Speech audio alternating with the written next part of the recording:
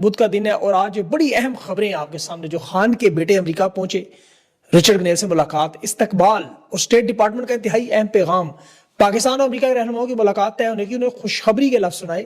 تحریک انصاف کی قیادت غیر قانونی سزائیں ملی جو انٹرنیشنل سطح پر معاملہ بنا, اور اب تحریک انصاف آج اپنا لائے عمل بھی دے گی. شاہ محمود قریشی کی رہائی بڑا اہم معاملہ, مراد سعید کو حلف سے روکنے, ڈی سیٹ کرنے کی دھمکیاں, اور 5 اگست کو تحریک انصاف کی مہم کی تیاریاں زور و شور پر, عروج پر. خان کے بیٹوں کی آمد, سیکیورٹی گارنٹی, یہ معاملہ میں آپ کے سامنے رکھوں گا. اس کے علاوہ امریکہ سے اور بھی بہت سی اہم خبریں ہیں. احتجاج کا معاملہ آسٹریلیا, برطانیہ سمیت دنیا کے ممالک میں. اور آج آپ کو میں جو خان کو مائنس کرنے کی پارٹی کے اندر کوشش ہوئی, اس پر ملیشیا کا بڑی تفصیل سے ایک بتاؤں گا. وہ آپ نے غور سے سمجھنا ہے کہ وہ کس طرح کامیاب ہوئے مہاتیر محمد. لیکن سب سے پہلے امریکہ میں ڈونلڈ ٹرمپ نے جو اپنے خصوصی ایجنٹ ایمبیسڈر رچرڈ گنیل کو عمران خان کے دونوں بیٹے قاسم اور سلمان کے استقبال کے لیے کیلیفورنیا میں ملاقات ہوئی. رچرڈ گنیل نے ٹویٹ کر کے باقاعدہ انہیں کہا, ویلکم ٹو کیلیفورنیا میرے دوستو, آج کا دن آپ کے ساتھ گزرے گا. مضبوط رہنا, تم اکیلے نہیں ہو, دنیا میں لاکھوں لوگ اس وقت جو اسیر ہیں, قید و بند اس لڑائی میں, ہم اکٹھے ہیں. ٹویٹ نے تہلکہ مچا دیا. امید اسٹیبلشمنٹ کو تھی, کالے نے خبریں مل چکی تھی, لیکن یہ اس سے بڑا معاملہ جو امریکی وزیر خارجہ کی ترجمان ٹیمی بروس نے اعلان کیا کہ پاکستان اور امریکہ کے رہنماؤں کی بڑی ملاقات طے ہے. اور اس نے تو یہاں تک کہا میں آپ کو خوشخبری سناؤں, یہ اس کے الفاظ تھے. عمران خان کے بیٹوں نے دیکھیں امریکہ کا جو دورہ شروع کیا, کافی لمبا دورہ ہوگا, پاکستان آمد تک یہ شاید وہاں رکیں. رچرڈ گنیل کے علاوہ ان کی وہاں اسٹیٹ ڈپارٹمنٹس میں, مارکو روبیو میں بہت سی اہم ملاقاتوں کی توقع کی جا رہی ہے. دورہ ترتیب دیا جا رہا ہے, بہت سارے اہم لوگ اس میں شامل ہیں, کچھ آف دا ریکارڈ ہوں گی, کچھ آن ریکارڈ ہوں گی. رچرڈ گنیل کے ساتھ یہ تصویر باقاعدہ کندھے پر ہاتھ رکھ کر کھنچوا کر ایک پیغام بھیجا گیا. گنیل ٹرمپ کا ظاہر قریبی مشیر ہے, کچن کابینہ کا رکن ہے, امریکی اسٹیبلشمنٹ میں خاص طور پر فوجی پالیسیوں پر اثر رکھنے والا سب سے اہم شخص ہے, اس میں کوئی دو رائے نہیں, سب جانتے ہیں. خان کی رہائی میں سب سے پہلے آواز بھی اسی نے اٹھائی تھی, رچرڈ گنیل نے, اور اسٹیبلشمنٹ سے تعلقات بھی نہیں بنتے. یہ سیکیورٹی انٹیلیجنس اور ڈپلومیسی یعنی سفارتکاری کے حلقوں میں بہت بڑا نام ہے. ایک رچرڈ گنیل ہے اور دوسرا سٹیو وٹکاف ہے. سٹیو وٹکاف کے بیٹے زیک وٹکاف کا بھی پاکستان دورہ ہوا تھا, کرپٹو کرنسی کے جہاں معاملات بنے تھے, آپ نے دیکھا تھا وہ ملاقاتیں, جو وہ نوجوان بھی آیا اس کے سامنے پاکستان میں. تو امریکہ میں پھر جو لابنگ ہوئی, جس فیلڈ مارشل کا دورہ طے ہوا, تو اس میں یہ بڑا اہم معاملہ تھا, کیونکہ ٹرمپ کو معدنی ذخائر, اسرائیل سے تعلقات, چین کا خطے میں اثر و رسوخ روکنا, یہ ساری مطالبات کی ایک پیشکش کی پوری واردات بنائی گئی تھی. ریاستی اسٹیبلشمنٹ کا چہرہ بن کے امریکہ سے ڈیل کی کوشش تھی, جس میں سٹیو وٹکاف کا بڑا اہم کردار تھا. اس دوران پاکستان بھارت کی جنگ بھی تھی. اب ٹرمپ کو چونکہ ہندوستان کے ساتھ تجارتی معاملات پر ڈیل کرانے کے لیے دباؤ بھی ڈالنا تھا, کیونکہ یاد رکھیں امریکہ بھارت کی جو تجارتی جنگ ہے وہ ڈونلڈ ٹرمپ کے لیے بڑا اہم معاملہ ہے. اس وقت امریکہ, چین اور بھارت, یہ معاشی قوت بننے کے لیے بھی ایک بہت بڑی سرد جنگ ان کے درمیان چل رہی ہے. یاد رکھیں امریکہ تجارتی جو معاملات ہیں وہ ٹرمپ ہر صورت میں چین اور بھارت سے آگے نکلنا چاہتا ہے. بھارت کا جو سارا دفاعی ساز و سامان ہے وہ کبھی روس سے خریدتے ہیں, کبھی اسرائیل سے خریدتے ہیں. امریکہ چاہتا ہے ہم سے خریدے, ہماری بڑی مارکیٹ ہے. امریکہ وہاں لا کے انہیں دباؤ میں لانا ہے, جس طرح پاکستان ہے. 1000 ارب ڈالر تک کی معیشت جانے کا چانس ہے. چین کے ساتھ بھی یہی تجارت کے معاملات ہیں, وہاں بھی 1000 ارب ڈالر سے بہت زیادہ بڑا معاملہ ہے. اب ڈونلڈ ٹرمپ ظاہر تجارتی ٹیرف کے ذریعے دباؤ کی کوشش کر رہا تھا, امریکہ کے مفاد میں کر رہا تھا, تو اس لیے اس کو ہندوستان پر دباؤ ڈالنے کے لیے پاکستان کارڈ چاہیے تھا, جو اسے فیلڈ مارشل کی صورت میں ملا. سٹیو وٹکاف کے بیٹے زیک وٹکاف نے ملاقاتوں کا تسلسل کیا. اب سٹیو وٹکاف سے بھی جو بڑی اور بااثر شخصیت امریکہ میں ڈونلڈ ٹرمپ کی کابینہ میں, وہ رچرڈ گنیل ہے, یہ سب جانتے ہیں. اب یہ جو ملاقاتوں کا سلسلہ شروع ہوا, یہ امریکہ میں بہت بڑی لابنگ ہے, کیونکہ دیکھیں عمران خان 5 اگست کو 2 سال نہیں ہو جائیں گے بے گناہ قید میں, 2 سال. اور اس وقت پورا پاکستان بلکہ دنیا اس پہ متفق ہے کہ عمران خان جس طرح کی قید کاٹ رہے ہیں, اس طرح پاکستان میں سزائے موت, دہشت گردی کے بڑے بڑے سنگین جرائم میں لوگ نہیں کاٹ رہے. کلبھوشن یادو ہو یا بریگیڈیئر رضوان ہو جو ڈیالہ جیل میں ہے, یا ہزاروں لاکھوں لوگوں کو شہید کرنے والے بڑے نامینیٹ دہشت گرد ہوں, وہ بہترین زندگی جیل میں گزارتے. آپ احسان اللہ احسان کو دیکھا, کو یاد ہوگا اے پی ایس کا, جب وہ بھاگا تو وہ ایک ریسٹ ہاؤس میں سے نکلا, اتنا بڑا ریسٹ ہاؤس تھا. لیکن جو خان کے ساتھ ہو رہا ہے وہ 8x12 کا کمرہ, وہ دنیا کے شاید کسی سیاستدان کے ساتھ نہ ہو, جو وکلا نہیں مل سکتے, خاندان کے لوگ نہیں مل سکتے, اپنے بیٹوں سے بات چیت نہیں ہو سکتی, معالج, ان کے ڈاکٹر, ان کی کتابیں, اور جس گرمی میں 45 ڈگری 50 ڈگری ٹیمپریچر میں رکھا گیا, وہاں ہم لوگ اپنے جانور نہیں باندھتے. آپ دیکھا ہوگا اپنے زیادہ گرمیوں میں اپنے خرگوش اٹھا کے ایئر کنڈیشن کے نیچے لے آتا ہوں. اتنی اس پنکھے نو خان کی بند کر کے وہاں جس طرح عمران خان کو اذیت دی جاتی ہے, بجلی بند کر دی جاتی ہے, 22 گھنٹے اسے ہلنے نہیں دیتے اس چھوٹے سے تھڑے سی جگہ پر. تو اس لیے یاد رکھیں کہ چاہتے تھے عمران خان ٹوٹ جائے, اس میں ناکام ہو گئی. یہ جنگی جرائم میں, وار کرائمز میں آتا ہے, یاد رکھیں.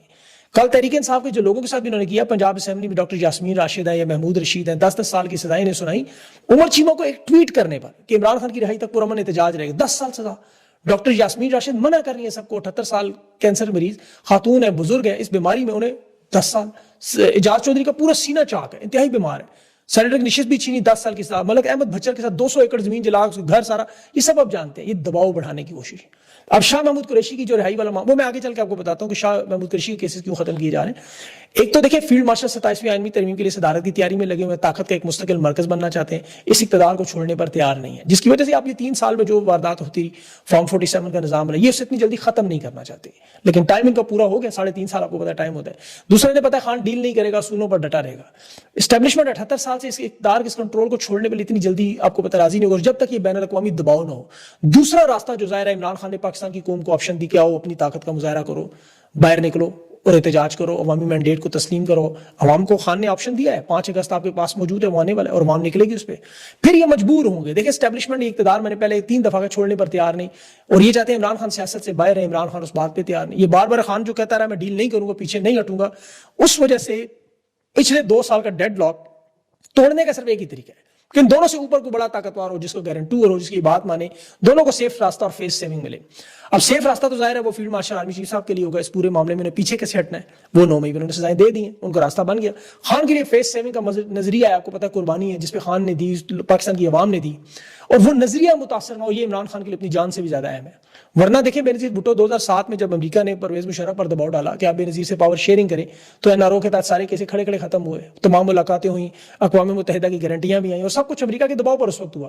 پھر نواز شریف کا یہ 2019 میں جب یہ ملک سے بھاگا تھا بیماری کی وجہ سے، ضمانت تھی، وہ روانگی تھی، وہ بھی برطانیہ اور سعودی عرب کی معاونت سے ہوئی تھی۔ اس سے پہلے مشرف کے دور میں بھی نواز شریف کی جو ڈیل ہوئی ملک سے بھاگا اس وقت بھی، تو وہ بھی سعودی عرب، عرب امارات، لبنان، امریکہ، انہوں نے براہ راست مداخلت کی تھی۔ لیکن نواز شریف کا کیس یہ تھا وہ ملک سے بھاگنا چاہتا تھا خاندان سمیت۔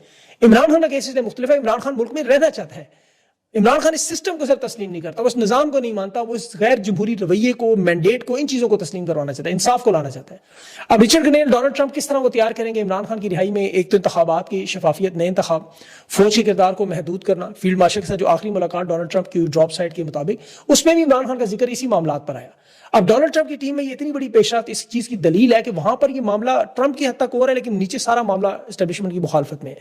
اب پچھلے 3 سال میں جس طرح دیکھیں آپ، ان کے لیے کیوں ضروری ہے ڈیل، کیوں کریں گے؟ دیکھیں 3/4 مینڈیٹ تحریک انصاف کا چھینا، 2 نمبر طریقے سے 26ویں ترمیم پاس کی، اکثریت لائے، وزیر اعظم بنایا، چیئرمین سینٹ بنایا، آئینی عدالتیں لگائیں، خود کو ترقی دے کے آرمی چیف سے فیلڈ مارشل بنے۔ ہر وہ کام جو طاقت کے کسی مرکز کو ناقابل تسخیر بنانے کے لیے ضرورت، وہ کر لیا انہوں نے سب کچھ۔ لیکن کیا پاکستان کے حالات بہتر ہوئے؟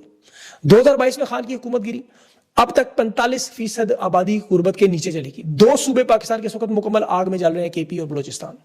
پاکستان کی معیشت کے حالات پاکستان کی تاریخ کے بدترین حالات میں، مہنگائی بدترین تاریخ میں، بے روزگاری بدترین تاریخ کی سب سے اوپر، 1.80 کروڑ نوجوان بے روزگار ہے۔ ستمبر کے مہینے میں 90% فیکٹریاں بند ہونے کی خود فیکٹری مالکان کہہ رہے ہیں، چیمبر آف کامرس کہہ رہے ہیں۔ کوئی فارن انویسٹمنٹ 50 سال کی تاریخ میں سب سے نیچے، قرضوں کا بوجھ سب سے اوپر۔ ان 3 سالوں میں آپ دیکھیں پاکستان نے 78 سال میں سب سے زیادہ قرضے لیے، سب ریکارڈ ٹوٹ گئے۔ اور عوام اور فوج کے درمیان یہ سب سے بڑا اہم معاملہ، جو خلیج وہ ہم نے 2004 میں دیکھی تھی، وہ آج دیکھ رہے ہیں کہ 90% اکثریت رکھنے والی جماعت اور عوام کے درمیان اور فوج کے درمیان اتنا بڑا خلیج۔ حالانکہ ہندوستان کی جنگ جیتنے کے بعد یہ معاملہ ختم ہو جانا چاہیے، لیکن نہیں ہوا۔ تو اس کی وجہ ادارے کے اندر لوگ بیٹھتے بھی سوچتے ہیں کہ ہم نے اس کام کو آگے کیسے چلانا ہے، ہر کام کا کوئی نہ کوئی حل ہے، آپ کتنا اوپر کھینچ کے لے کے جائیں گے، کہیں نہ کہیں تو آپ کو رکنا ہے۔ اب عمران خان کی جہاں تک بات ہے، دیکھیں نہ تو وہ جلا وطنی پر تیار ہے، نہ خاموش رہنے پر تیار ہے، نہ وہ پارٹی میں صرف مشاورت کی حد تک کردار کو محدود کرنے پر تیار ہے۔ یہ تینوں آپشن عمران خان کو دیے گئے۔ عمران خان مسلسل 2 سال سے رد کر رہے ہیں، اور وہ اپنے انہی سٹینڈ پر کھڑے ہوئے، وہ 1 انچ بھی اپنے نظریے سے پیچھے نہیں ہٹے۔ ورنہ ماضی میں نواز شریف، بے نظیر بھٹو، آصف زرداری تمام باتوں پر متفق ہو جاتے تھے، خان نہیں مان رہا، خان ڈٹ کے کھڑا ہے، یہ جو ہم بار بار بات کرتے ہیں، اسی لیے معاملہ اتنا آگے بڑھا ہوا ہے۔ عمران خان کو توڑنے کے لیے انہوں نے ہر حربہ استعمال کر لیا جو کتاب میں موجود، ہر حربہ، ان کے ترکش میں کوئی تیر نہیں بچا۔ اب عمران خان کے بیٹے منظر عام پر آئے ہیں، ظاہر ہے انٹرنیشنل لیول پر اس تحریک کو چلانا بہت بڑا معاملہ، عالمی حمایت حاصل کرنی، اور وہ بہت قداور ہے، وہ کوئی عام لوگ نہیں ہے، یہ یاد رکھیں۔ اب سیاسی قیدیوں کے، انسانی حقوق کے، میڈیا کی سینسرشپ کے حوالے سے پہلے ہی مہم پوری دنیا میں چل رہی ہے، تو یہ بہت بڑا پریشر ڈیولپ ہوگا۔ اب عمران خان کے بیٹوں نے پاکستان آنا ہے، 5 اگست کو آنا چاہتے ہیں، حوالے سے ملاقات کرنا چاہتے ہیں، حکومت آگے سے دھمکیاں دے رہی ہیں، ہم آپ کو گرفتار کر لیں گے۔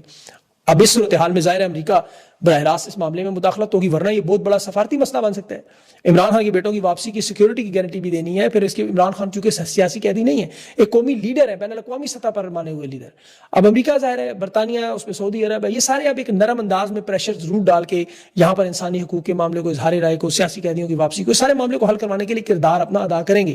اور ماضی میں یہ یاد رکھیں کہ رچرڈ گرنیل نے وینزویلا سمیت ان تمام ممالک میں بالکل ایسا ہی کردار ادا کیا۔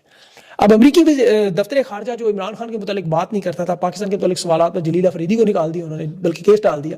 ٹیمی بروس اس کی ترجمان کہہ رہی تھی کہ پاکستانی رہنماؤں سے ہماری ملاقاتیں متوقع ہیں. اور یہ جو شاہ محمود قریشی کے کیسز ختم ہوئے، دیکھیں شاہ محمود قریشی تحریک انصاف کی، بلکہ تحریک انصاف کی باقی لیڈرشپ کو دیکھیں تو کوئی ایک بندہ بھی نہیں ہے جس کے اوپر عوام یقین کرے، یا وہ انٹرنیشنل معاملات پہ دسترس رکھتا ہو، اور یا وہ عمران خان کے اتنا قریب ہو کہ خان اس کی بات سنے. ان سب نے تو کوشش کی ہے. اب شاہ محمود قریشی کی رہائی کوئی واردات کا نتیجہ نہیں ہے.